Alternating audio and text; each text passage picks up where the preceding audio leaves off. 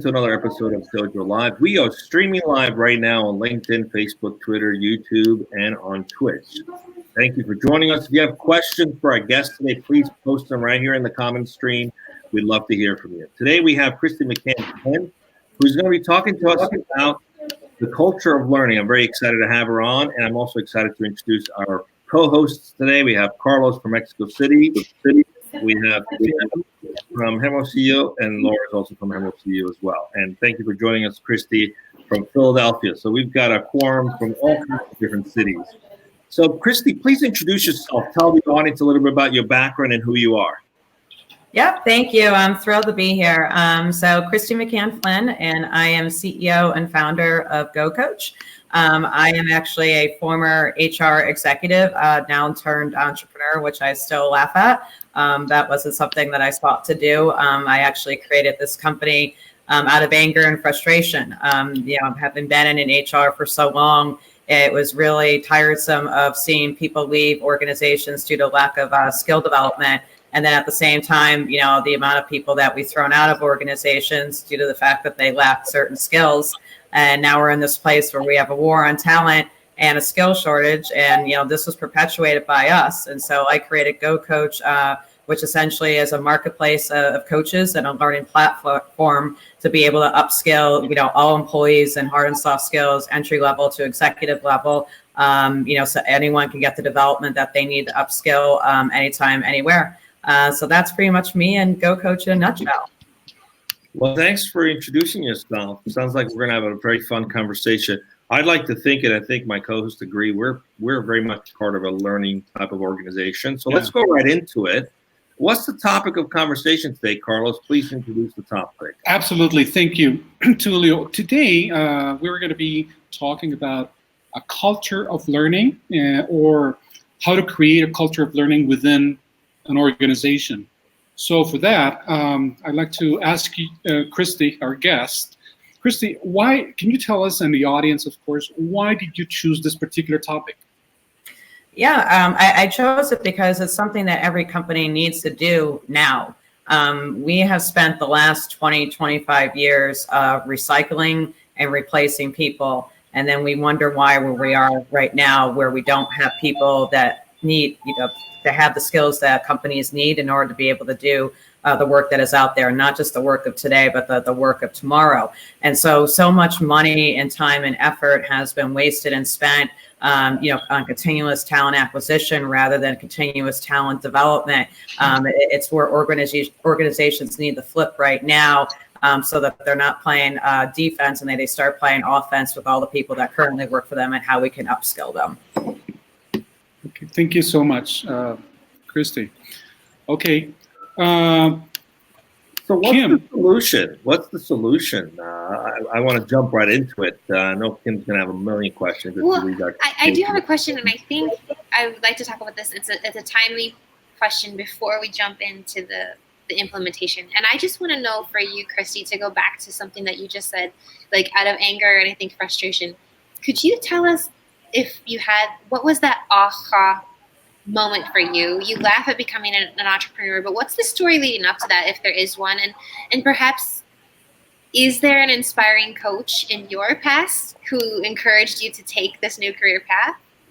Yeah, no, great questions. I want to say my aha moment was I was in New York City at the time, and I had just wrapped with an organization that sold for tons of money to a large PE firm, and it didn't feel good. It actually felt awful. And even though I had a nice payout, I had to basically beat the drum consistently with the CEO of how much money we were wasting per year on recycling everybody, and that we just needed to grow the people that we had, and that was going to further help optimize and monetize where we wanted to land the company a year or so.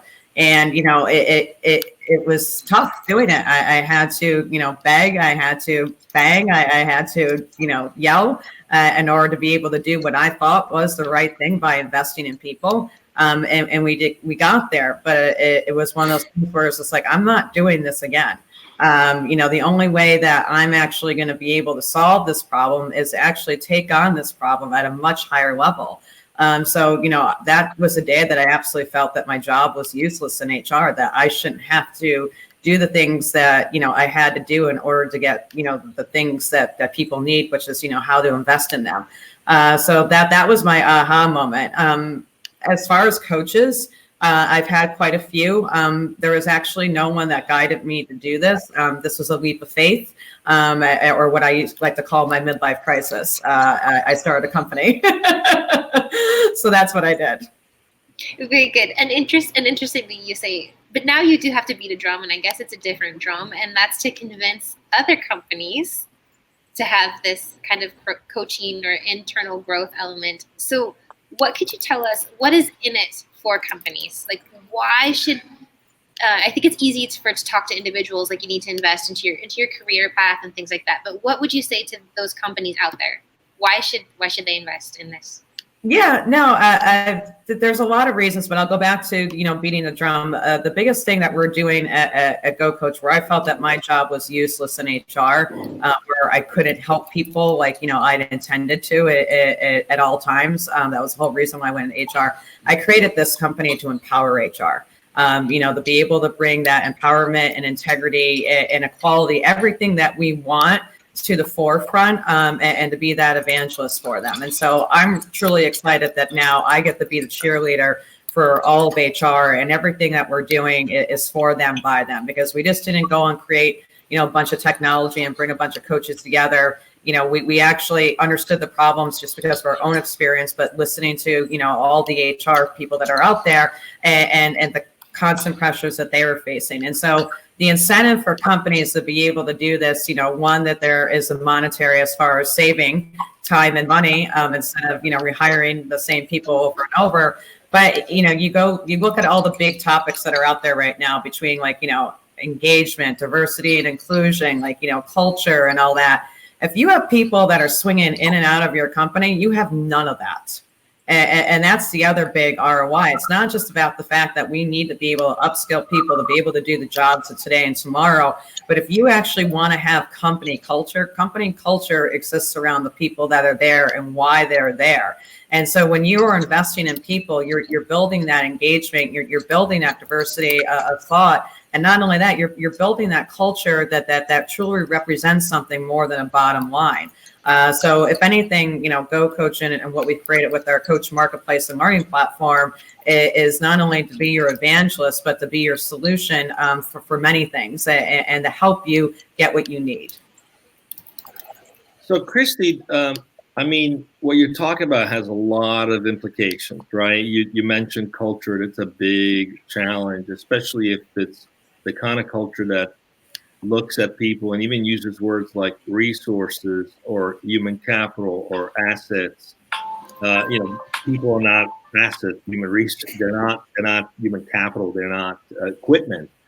And I think it says a lot that's been going around for a long time, unfortunately, from the industrial age even, on how leaders approach treating people within the organization. So what does your company do to deal with the root cause of some of these disengagement or organizations that are constantly, cycling people in and out of the company, trying to find the right fit when in reality they're not the right fit themselves? Well, how do you go tackle that challenge? So what is the approach that you sort of take to, one, fix the culture, and two, introduce the concept of learning and growing as a way of being, which I'm assuming is one of your key strategies to keep people engaged and put. Yeah. Can you share a little bit about your experience has been like along those lines? Yeah, no, it's been a lot in many different ways. Every company right now is dealing with, digital transformation. They're dealing with change management. They're dealing with not having, the resources to be able to hit the goals. The number one reason that people, leave companies is because of managers, and the managers aren't skilled to actually manage them. Right now we have close to 71% of people that actively have jobs looking for other jobs because they're unhappy. So this has all, been out there for years. And the problem is that we just kept on doing the same thing, thinking that, we would get to a different outcome, but you can't get to a different outcome without trying new things. And the way that I've always seen it is that education is the path to everything. when you're to give it like a situation or circumstance, like, I was in HR for 20 years. The majority of the coaching and development I did was, people coming in and not being able to deal with their manager. And then you peel back the layers of the onion as to, why can't they communicate with their manager? And then you find out, well, one, they don't have the core competencies to be able to do their job. They're hired to, be a product manager, but they don't know how to build a product roadmap. And so if they don't have a great relationship with their manager, it's really difficult to say like, hey, I don't know how to do this. Can you help me? That there isn't that safe and supportive place for people to be able to get the help that they need. Because, constantly we're in organizations where we're giving them grades, i.e. performance reviews, but we're not giving them education. It's just like, oh, Kristy, you're terrible at your communication skills. Okay, let's figure out a way that I could be better at my communication skills. And that doesn't happen. So we give grades without any education. And so, I think that when you add that investment of people and an opportunity for them, it starts to open up the paths of all the different things, with culture and engagement and diversity, because you're starting with them. You're never going to be able to fix those problems when you don't go back to the core, and the core is people. It's interesting. I almost equate it to like a marriage, right? You go into it, there's excitement and there's a lot of synergy and chemistry, and you know why you're getting into it. But along the way, your stuff comes up, right? And you've got to learn how to deal with your stuff and how to deal with both people's stuff, right? And sometimes you go and get a therapist and you work through it in order to be committed to that long-term relationship. It sounds as though maybe companies ought to look at it the same way in terms of, hey, if it's not working out, maybe their stuff need to work out with the employee. They need to learn something. They need to develop some new skills. Or maybe you as a leader or manager need to learn some new skills too. Is that what you're saying? And how does that work? Can you give some examples of where that worked really well and where that failed miserably? Love to learn from those lessons.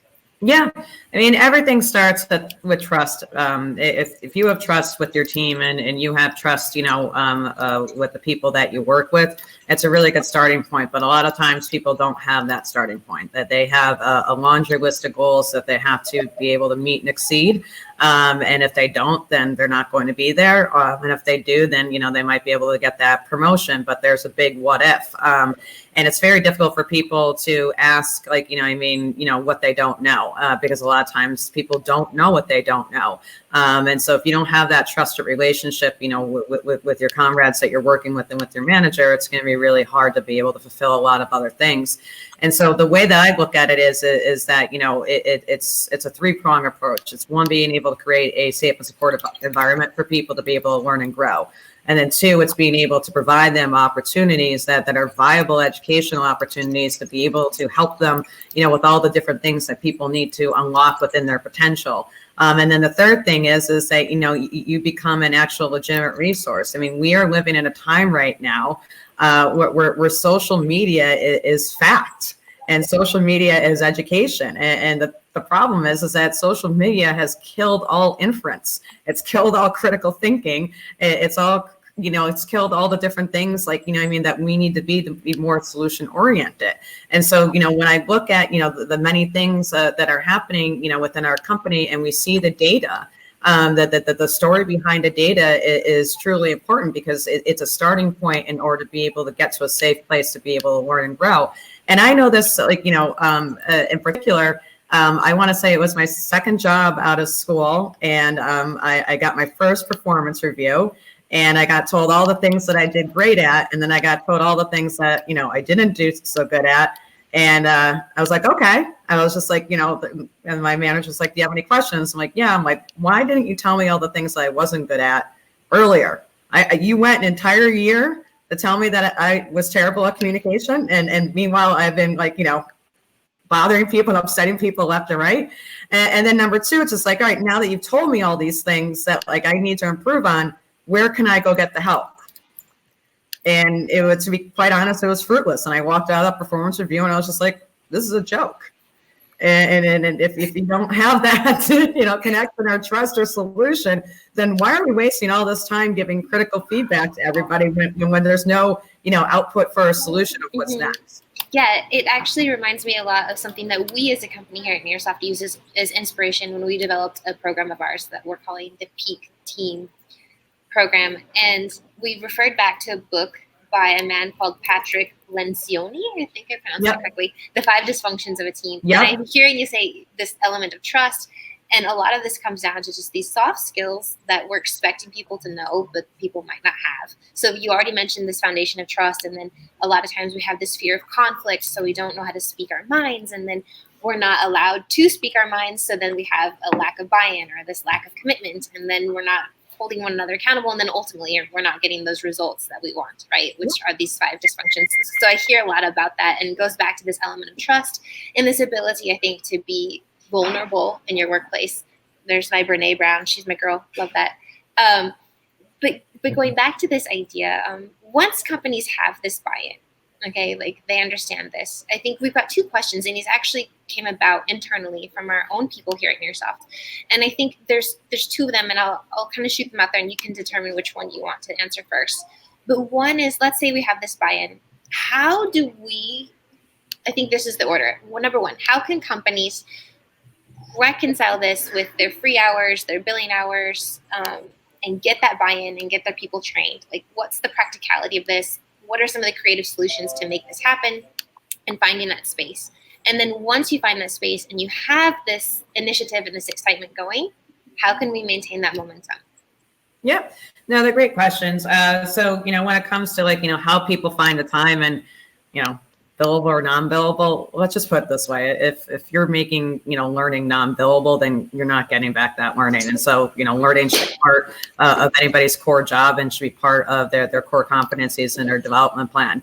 As far as finding the time, it's one of the reasons that, I created, what we did, which is essentially as a coach marketplace, because it's personalized learning at scale. I remember being stuck in training sessions like 4 or 6 hours and not retaining anything. And 1, just because nobody has that attention span to begin with. And then 2, you're worried about all the million and one things that you could be doing. And so, with this personalized learning at scale, it gives the accessibility for people to be able to meet them where they're at, and that they, learn and grow, on a schedule that works for them. And that could be, 1 to 2 hours per week or 1 to 2 hours per month, but that it's very goal oriented so that they're getting to the end result of what they're looking for. And then as far as being able to maintain this and show it's going back to the report card thing, like reporting on the wrong things. We're reporting on all the different things that, people aren't good at or they need to develop, but we're not reporting on the opportunities that we're providing them to be able to attain those skills. And so, a huge part of what we do, and is important for any type of education platform, is to understand how the engagement is going, to understand, how the goals are within this engagement, and if people are meeting and exceeding those goals through this learning. The other thing is to make sure you're getting the 360 feedback, from the people that matter the most. And I do think that is very important. I just actually read an article the other day about how somebody was going on about how 360 feedback is the worst thing that you can do. And I was just like, well, how are you supposed to get feedback? We're all different people. And I think the other thing is, that the data is the beacon and the path to, the future. And to be able to see the data of somebody learning and growing and showing what that means to engagement and productivity and everything else, that's going to be your automatic buy-in and drive every single time. Well, Laura, I think you had a question. Did you not? I think. Yeah. So how can companies maintain a culture of knowledge sharing when things get difficult, for example, when sales are down or delivery issues come up? How can we maintain this culture? Things are always going to be coming up. And are you going to react? And, when you do react, it's going to further drive down those sales or drive down, whatever shipment or delivery that you're missing. Or are you going to be proactive and going to be solution oriented?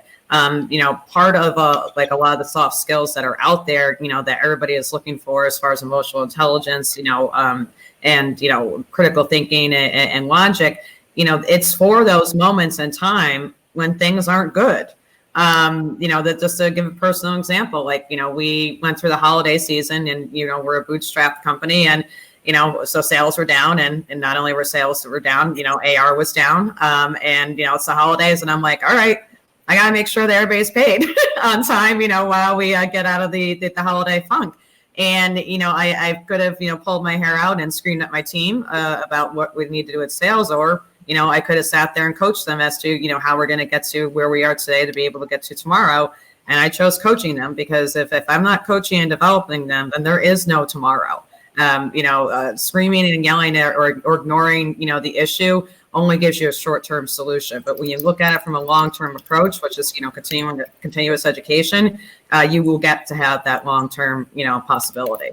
I love that. I'm hearing a lot of Chip Conley in there, another inspiration for us here at Near South with his book Peak, right? Where I think he takes inspiration from Maslow's hierarchy of needs. And our gut instinct when things get tough is to start taking things away, and we hit that panic button, and it actually works against us, right? Like you just mentioned, the short-term gain for the long-term goals.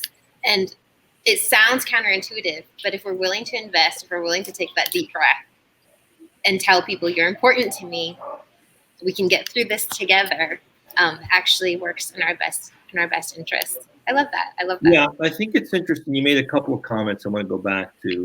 One, it sounds as though there is no better time than now to implement and continuously invest in learning. It's not like, well, when we get through this quarter, it's tough, we'll get to that. That's just an excuse.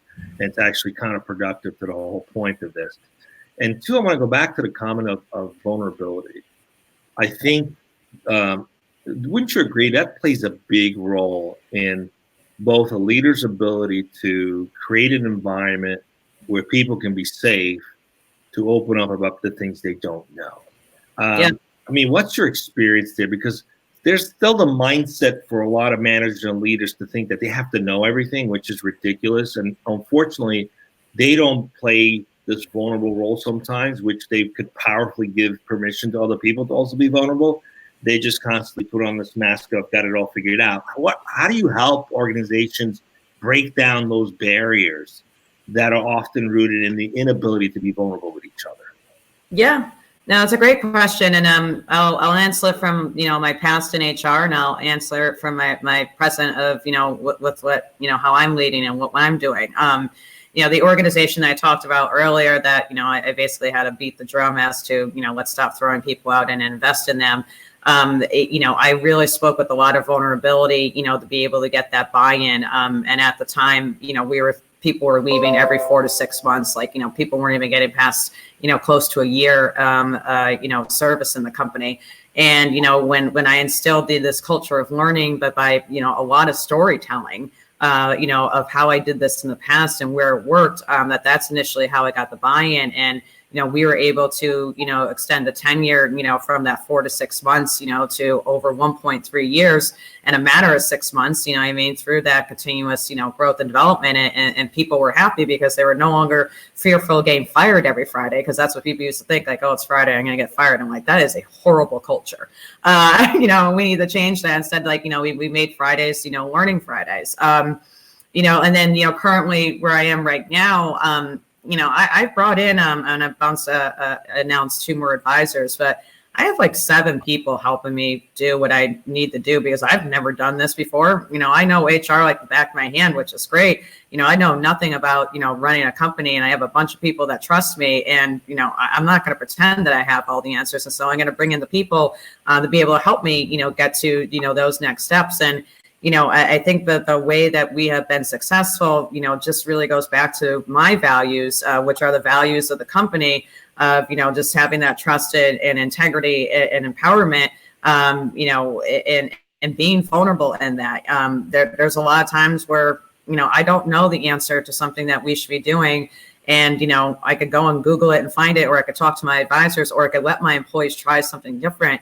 And I think, that has led to a lot of creativity and innovation. Like, when I look at, what I've created, I'm nothing to what's been created right now. We have over 200 coaches and over a dozen people that have built this over the last year and a half. And it's because of them and giving them the reins to do it, because if I didn't, we would be nowhere. Absolutely nowhere.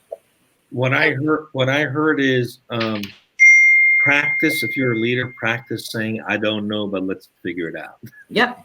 I was just going to say that the power of 3 simple words. I don't know. I don't know. Yeah. And I think that's that's the basis, right, of learning. You can't learn until you're willing to admit, I don't know. Yeah. And it's, you know, you make a mistake, that's fine. You know, I mean, just don't make the same mistake twice. And I think but you don't really grow. Like I actually penned my last article, like just because I was frustrated about something about how failure is your friend. You got to fail, you know, in order to figure out what you need to do next. And I think that there's a lot of good things that come out of failure, but it comes with trying. I personally think of failure the way science looks at it, right? It's just another successful, proven hypothesis that didn't work. So in essence, there's no such thing as failure. It's just one more proven way it didn't work. And you eventually get to prove enough ways that it doesn't work that you get and crack the way it does. So we're coming up on time. Do you have a list of like 3, 5, or 10 key things that organizations should do like right now to begin to go on a journey of creating a learning organization? What would those be if you could share them with listeners? Yeah, number one, give your HR people money. Like I'm sick and tired of HR having to fight with money. HR has the most people in the organization, which is the entire organization, and they get the least amount of money. So if you're failing at your goals, I really don't want to hear it, especially if your HR person doesn't have money. They should be the first person that gets money because they own the entire organization along with you. You know, the second thing to do is, you know, quit putting that money in talent acquisition and put that money in learning and development initiatives. It's a much easier, you know, buildable, scalable solution than constantly, you know, playing defense and having to recycle people all the time. The other big thing is to be able to show and depict, you know, your company value. And, you know, we have all these companies out there that say they have these values, and then you see, you know, things on social media where there's rampant sexual harassment and discrimination going on. So practice what you preach and actually do it. And when you do, then your people will be able to believe in you. And if you can't do that, then ask for help. Like, you know, we're at a time right now, especially where there's been a lot of leaders that have been leading for, you know, 20, 30 years. And the way that they've been leading, you know, has been successful. But like, you know, now the pendulum's swinging back, you know, the human, it's just like, nope, that's not the way we should be leading. We need to be leading with more heart and with more empathy. And, you know, leaders can't flip that switch automatically. And so it's important for them to understand, you know, what they need to do to further themselves and then learn and grow, or they're not going to be in a position of leadership. And then the last thing I'm going to say is, you know, quit, you know, jumping all over millennials. They are our new leaders. We have been bashing these people left and right, and we need to be investing in them because they have said what we should have said years ago. Enough is enough, you know, invest in me and I'll invest in you.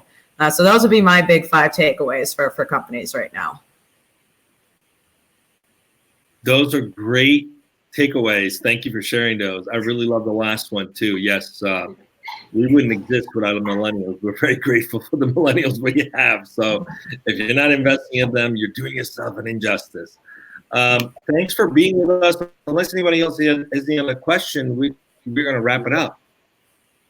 No, it was a pleasure hearing from you today, Kristy. You have some beautiful insight. Congratulations on your bravery in stepping out and after saying yes to your midlife crisis. I guess. It sounds like you've got a great company going, a team of people behind you. Coincidentally, I was preparing for today's talk, and one of your coaches has been previously on Dojo Live twice, as a matter of fact. Is it Todd or God? I knew this. Hold on. It's his last name. He's Italian. Todd Giannatasio. Giannatasio. That's right. Yes. I was like, hey, small world. Yeah. Well, we're connected now. That's what we're doing. We're connecting it with so instead of 5 degrees from Kevin Bacon, it's 5 degrees from Dojo Live. Yeah. We recycle our guests too, but in a good way. Carl, coming up next. Oh, by the way, for those watching, Monday we're going to have the recap show at 1 p.m. If you've watched this and you came up with some good points from this, send them to any one of the hosts here. We would love to have you participate live on the video recap with us. You get your 10 minutes of fame. And then, Carlos, what's coming up next week? Who's our guest? Absolutely, Tulio. Next week, we are going to be having a conversation with Michael Poskar, the co-founder of Zeotag. Zeotag is basically a company that enhances media player automatically So that's kind of in a nutshell. I don't have the topic yet, as you know, for some reason. I think it's January still, so they're kind of lagging topics. They're kind of, so I don't have it yet, but it's going to be happening. I'm sorry, what was that? We'll keep it interesting no matter what the We'll topic. keep it interesting no matter what the topic is, Tulio. You got it right. So that's Michael Puskar from Zeotap. And that's next week here on Dojo Live, 1 p.m. Pacific. Thanks, everyone. Have a good one. Have a good one, everyone. Thank you. Bye. Thank you, Kristy. Bye-bye. Oh, she popped up.